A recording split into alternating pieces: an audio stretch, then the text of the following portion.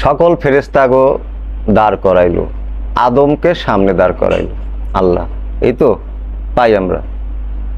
আল্লাহ বললেন, তোমাদের কি সেই জ্ঞান আছে যে জ্ঞান আমি আদমকে দিয়েছি?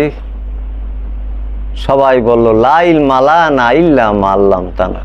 সকল ফেরেশতা, কেউ বাদ নাই। সকল ফেরেশতা বলল কি, লা ইলমা লানা ইল্লা মা আল্লামতানা। আমাদের যে জ্ঞান দিছেন এর সাথে আমাদের বেশি কিছু নাই। কারণ তারা হচ্ছে রোবট, নফসও নাই, রুও নাই। এটাই অনেকে জানে না। ফেরেশতার নফসও নাই, রুও নাই, as a robot of god, of Allah. Robot উঠতে কইলে ওঠে, বসতে কইলে বসে।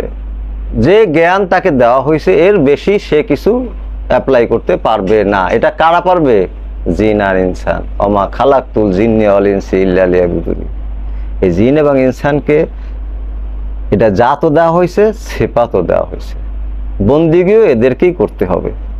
এখন আমি যে বিষয় বলতে চাই যে ফেরেশতা হইল ছোট, আদম এক্ষেত্রে বড়, সেজদা দিল। Down to head to Adam, তাইলে উসুজুদুনি আদম, আদমকে সেজদা দাও। এই সবাই সেজদা দিল, যেহেতু ছোট এরা সবাই সেজদা দিল। এখন খুব খুব অল্প কথা আমি বলতেছি যে ফেরেশতা দিয়া রসুল নির্বাচন করা হয় এবং ইনসান দিয়াও রসুল নির্বাচন করা হয়। নাস মানে মানুষ, এদের দিয়েও রসুল নির্বাচন করা হয়। কিন্তু সারা কোরআন ঘাইটা এক জায়গায় আমি পাই নাই যে ফেরেশতা দিয়া নবী নির্বাচন করা হয়, এটা আমি পাই নাই। পাইছি কি? সূরা হজের ৭৫ নম্বর আয়াত, আল্লাহু ইয়াস্তাফি রসুলান মিনাল মালায়েকাতি অ মিনান নাস। আমি আল্লাহ পছন্দ করি, চুজ করি, নির্বাচন করি মিনাল হইতে, রসুল নির্বাচন করতে, মিনাল হইতে মালায়েকাতি ফেরেশতাগণ থেকে, অমিনান নাস এবং মানুষ হইতে। তাহলে মানুষ এবং ফেরেশতা এই দুইটা থেকে কি করা হয়? রসুল নির্বাচন করা হয়। আলাম্মা জাত রসুলুনা ইব্রাহিমা বিল বুশরা, আমি ইব্রাহিমের কাছে অসংখ্য ফেরেশতারূপী রসুল পাঠাইয়াছি। ফেরেশতারূপী রসুল, নট নবী। নবী বড়, রসুল ছোট। রসুল হইল প্রতিনিধি, নবী হইল সেন্টার। এরা হইল বৃত্তের যদি হয় তাহলে এরা হইল পরিধিতে ধাবমান, আর নবী হইল কেন্দ্রে। নবী আর আসবে না, কিন্তু রসুল আসবে। ইন্না রেসালাতা লাইয়ান কাতি ওয়াকিন্নান নবুয়াতা নিয়ান কাতু। নিশ্চয়ই রেসালতের ধারা শেষ হয় নাই। অকিন্নান কিন্তু নবুয়াতা নিয়ান কাতু, নবুয়াতের ধারা শেষ। কে বলছে? মহিউদ্দিন ইবনুল আরাবি, গাউসুল আজম গাউসে পাকের এক ভক্তের ছেলে। মহিউদ্দিন ইবনুল আরাবির নাম কে না জানে? আমার এভাবে পরিচয় দেওয়ার কোনো মানে নাই। সেই মহিউদ্দিন ইবনুল আরাবির যে দর্শন, যে ওনার যে লেখা, সেগুলি পড়লে মাথা খারাপ হয়ে যায়। তা উনি বলতেছেন যে রিসালাত এটা আসতে থাকবে, কিন্তু নবুয়াত এটা শেষ, খতম। খাতামান নবী আছে কোরআনে, কিন্তু খাতামান রসুল নাই। তাহলে রসুল ছোট, এরপরে নবী, এরপরে আব্দুহু। নবীরে ধমকাইতেছে আব্দুহু, খিজির আলাইহিস সালাম। কারে? মুসা নবীকে। তুমি বুঝবা না, তোমার এটা হয় নাই, তুমি ধৈর্য ধারণ করতে পারবে না। ধমক দিয়ে বলতেছে, পারবে না তুমি এগুলি। সেখানে মহানবী, সেখানে আল্লাহর বলছে যে তুমি নিজেকে জ্ঞানী মনে করো, তোমার সে তো জ্ঞানী আছে।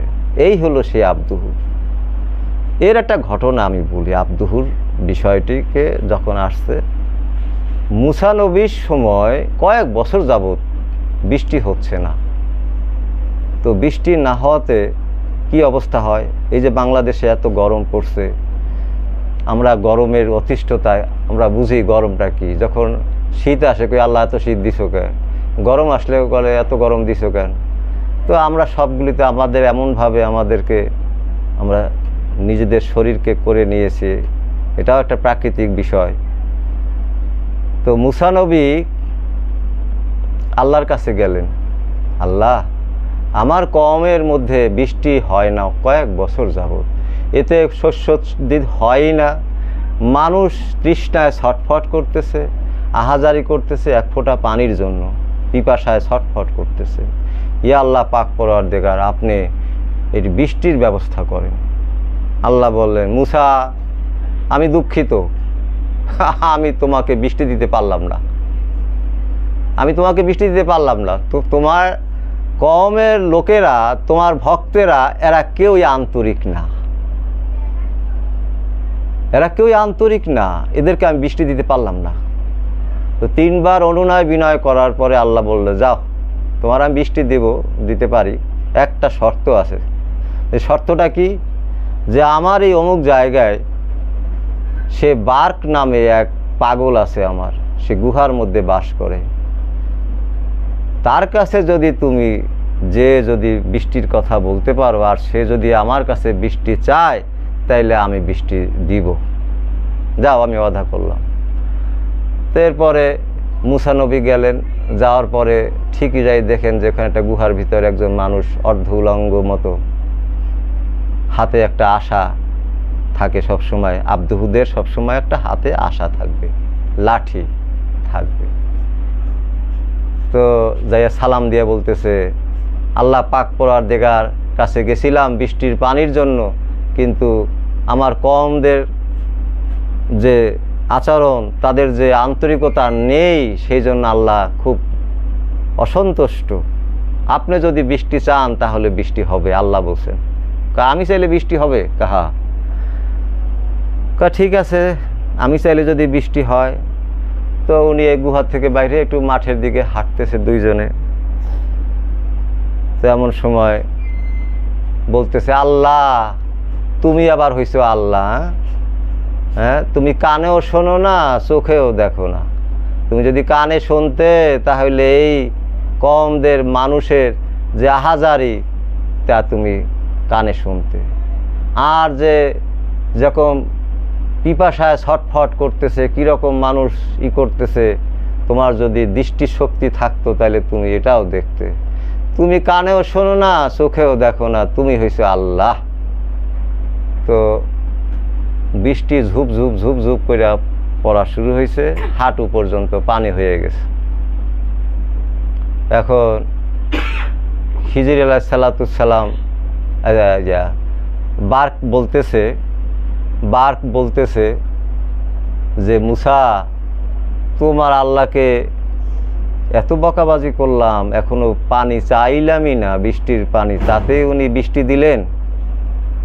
মুসা নবী বলেন, ইহা আপনি ঠিক করেন নাই, ইহা আপনি ঠিক করেন নাই, আল্লাহকে বকাটা ঠিক হয়নি আপনার। হ্যাঁ, সাথে সাথে জিবরিল ফেরেশতা এসে বললেন মুসা নবীকে, হে মুসা আপনি আর তাকে কিছু বললেন না, তাহলে আপনার নবুয়তি কেটে নেওয়া হবে।